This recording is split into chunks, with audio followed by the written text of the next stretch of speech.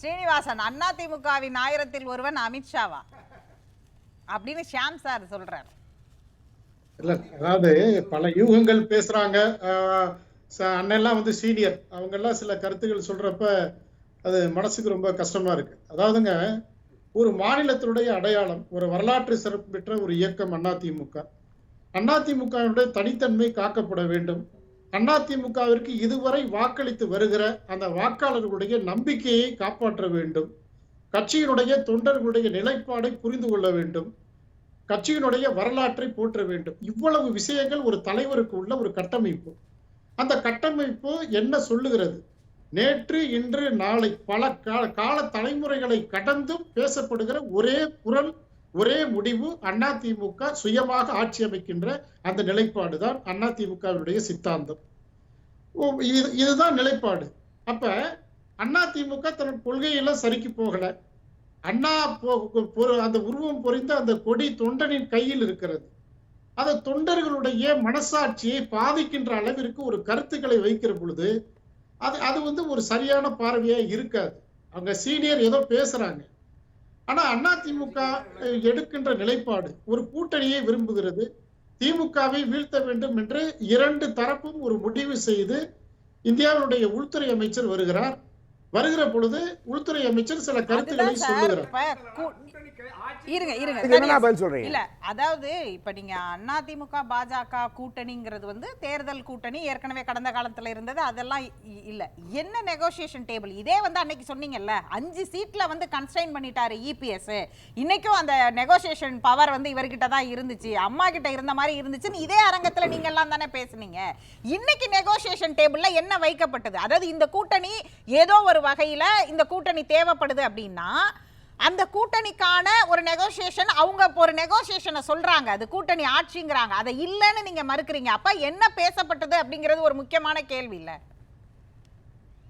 அதாவது இது வந்து கூட்டணி கட்சிகளை அறிமுகப்படுத்துகின்ற விழா ஒண்ணு நடந்தது. அதுல உள்துறை அமைச்சர் கலந்துகிட்டார். அவ்வளவுதான் மேட்ரு.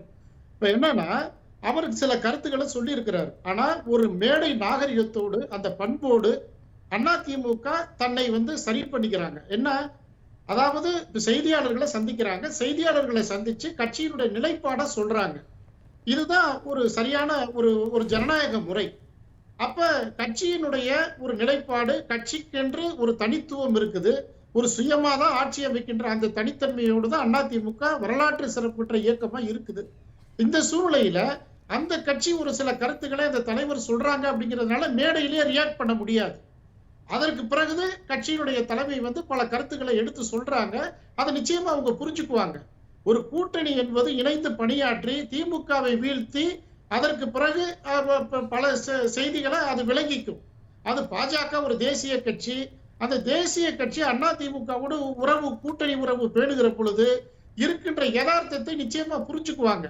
இப்ப மரியாதைக்குரிய மாநில தலைவர் நயினார் நாகேந்திரன் என்ன சொல்றாரு செய்தியாளர்கள் சந்திப்புல? டெல்லியை கேட்டுட்டு அடுத்த செய்தி சொல்றேன்னு சொல்றாரு. அப்ப இங்க இருக்கிற ஒரு தேசிய கட்சியுடைய மாநில தலைவருடைய நிலைப்பாடு வேறு, அதிமுக பொதுச்செயலாளருடைய நிலைப்பாடு வேறு. அப்ப இதெல்லாம் வந்து நிச்சயமா அனலைஸ் பண்ணுவாங்க, ஒரு நல்ல ஒரு முடிவுக்கு வருவாங்க. அதிமுக தலைமையில் தான் ஆட்சி. கூட்டணி என்பது தேசிய ஜனநாயக கூட்டணியில் தலைமை தாங்குகிற இடத்தில் அதிமுக இருக்கிறது. இன்றைக்கு தனியரசனுக்கும் சரி, சியாம் சாருக்கும் சரி, பல்வேறு குழப்பத்துல இருக்காங்க போல தெரியுது. ஒரு குழப்பமும் வேண்டியதில்லை. 26 சட்டமன்ற தேர்தல் அதிமுக தலைமையில தான் நடக்கும். அதிமுக தலைமையில் தான் ஆட்சியும் நடக்கும். இதுல எந்த மாற்று கருத்தும் இல்லை. இது அதிமுகவோடு தனித்தாட்சியா, பாஜக அல்லது இதர கட்சிகளுடைய கூட்டாட்சியா? தலைமையில் அதிமுக ஆட்சி, அதிமுக ஆட்சி அமைக்கும். அதுல கூட்டணிக்கு எல்லாம் வேலை இல்ல. கூட்டணி என்பது தேர்தலோடு முடிந்தது. இது அப்படியே நீங்க சொன்னதை அப்படியே எடப்பாடி சொல்லிட்டாருன்னா பிரச்சனை முடிஞ்சது. திகார் இப்ப நீங்க சொன்ன மாதிரியே எடப்பாடி சொல்லிட்டாருன்னா போதுவியா? இல்ல எல்லாம் தெளிவா இருக்காங்கண்ணா. நீங்க தானா கன்ஃபியூஷனா இருக்கீங்க. அதிமுக பொதுச்செயலாளர் இருந்து கடைசி கடைகோடி தொண்டன் வரையும் அதிமுக அம்மாவினுடைய அரசு அமைய போகுது. அதுல எந்த மாற்று கருத்தும் இல்லை. தேசிய ஜனநாயக கூட்டணியில அங்க வைக்குது அதிமுக, அதுலயும் எந்த மாற்று கருத்தும் இல்லை. பல்வேறு குழப்பங்களுக்கோ யூகங்களுக்கோ எந்த வேலையும் இல்லை. தேர்தலை நோக்கி இந்த தேசிய ஜனநாயக கூட்டணி அடி எடுத்து வச்சுட்டாங்க. இனி களப்பணி தான் பார்க்க போறாங்க. 26ல அதிமுக ஆட்சி அமைக்க போகுது. நீங்க இதுல முதல்ல எந்த ஒரு விதமான வார்த்தை சொன்னீங்க, மாறுபட்ட கருத்தும் அது இல்லை. வந்து தேசிய ஜனநாயக கூட்டணி தலைவர்களை அறிமுகப்படுத்துற விழா அப்படின்னு நீங்க சொன்னீங்க. அப்படின்னா வேற யாரும் இதுல கலந்துக்க மாட்டேன். ஏன்னா கடந்த முறை நெல்லையில பார்த்தோம், ஒரு போட்டோ மிஸ்ஸிங். கடைசி நேரத்துல தமிழ் மாநில காங்கிரஸ் கூட்டணி வந்து திரு ஜி.கே. வாசன் அவர்களுடைய படமும் அதில் சேர்க்கப்பட்டது. அந்த காட்சியெல்லாம் நினைவுக்கு வருது. இப்ப அப்படி பார்க்கும் பொழுது இதுதான் தேசிய ஜனநாயக கூட்டணி. ஏன்னா இப்ப பேசும்போது பாமக இருக்காங்க, ஓபிஎஸ் இருக்கிறாரு, டிடிவி அமமுக கட்சி இருக்குது, தேமுதிக வந்து பிரதமர் மோடியை புகழ்ந்து விஜயகாந்த், பிரேமலதா விஜயகாந்த் வந்து நேற்று முன்தினம் வந்து ஒரு வீடியோ வெளியிட்டு இருக்கிறாங்க. அப்ப இவங்கெல்லாம் கூட்டணிக்குள்ள வருவாங்களே. நீங்க ஒற்றை வாரியில இது தேசிய ஜனநாயக கூட்டணிங்கிறது ஏடிஎம்கே பிளஸ் பிஜேபின்னு முடிச்சிட்டீங்க. இன்றைக்கு கிருஷ்ணசாமி வரைக்கும் பேசி இருக்கிறார், நாங்க இன்னொருத்தர முதலமைச்சர் ஆக்குறதுக்கு நாங்க ஏன் வந்து உழைக்கணும், நாங்களும் கூட்டணியில பங்கு கேட்போம்னு நிக்கிறார். அவரும் இன்றைக்கு பேசுகிறார். பல்வேறு கட்சி தலைவர்களுக்கு பல்வேறு கட்சி தலைவர்களுக்கு அவங்களுடைய சிந்தனைகள் இருக்கும். அதெல்லாம் வந்து நம்ம இந்த கட்சி ஏன் சொன்னாங்க, அந்த கட்சி ஏன் சொன்னாங்கன்னு நம்ம போக முடியாது. அதிமுகவிற்கு ஒரு தனித்துவம் இருக்குது. அதிமுக தலைமையில தான் ஆட்சி அமைக்க போறோம். அதுல எந்த மாற்று கருத்தும் இல்லை.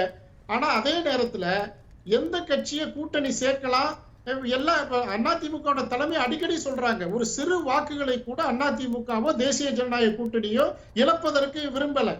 எல்லாரையும் ஒன்று சேர்க்கணுங்கிறதா எங்களுடைய எண்ணம். அதிமுகவுடைய எண்ணமும் அதுதான். அதனால யாரையும் பிரிச்சு பார்க்கணுங்கிற எண்ணம் அதிமுகவுக்கு கிடையாது.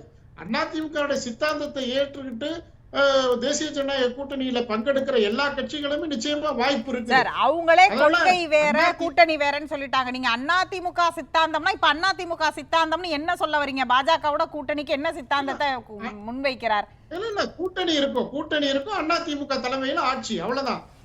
அதிமுக தலைமையில் ஆட்சி, அதிமுக தான் முதலமைச்சர். அதுதான் நாங்க சித்தாந்தம்னு சொல்றோம். அதை ஏற்பதற்கு தேசிய ஜனநாயக கூட்டணி தயாரா இருக்கும்னு நம்புறோம். அதுல எந்த மாற்று கருத்தும் இல்ல. பூசல் எல்லாம் வராது.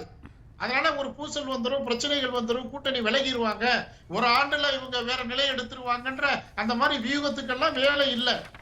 இப்பதான் ஒற்றுமையோடு ஒரு கழக பணி துவங்கி இருக்குது. 2 கட்சி தொண்டர்களும் மனமுத்து இணைஞ்சிருக்கிறாங்க. நிச்சயமா அது ஒரு நல்லதை நோக்கி போகும். நம்ம இங்க உட்கார்ந்துகிட்டு அரசியல் விமர்சனம்ன்ற பேர்ல எதையாவது ஒரு குழப்பத்தை ஏற்படுத்தி அது திமுகவிற்கு வந்து ஒரு தவறான ஒரு நிலையை வந்து மறுபடியும் மக்கள் கொடுத்துடக்கூடாதுங்கிறதுல நாங்க சரியா இருக்கிறோம். எங்களுடைய திமுக எதிர்ப்பு.